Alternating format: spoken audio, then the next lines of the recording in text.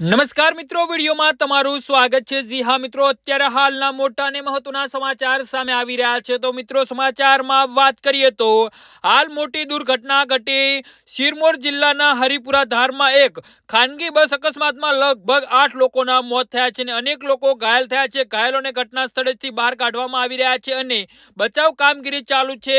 કંપુવથી શિમલા જઈ રહેલી બસ હરિપુર ધાર નજીક ખાડામાં પડી ગઈ હતી અને અહેવાલો અનુસાર બસમાં 30 થી 35 લોકો સવાર હતા।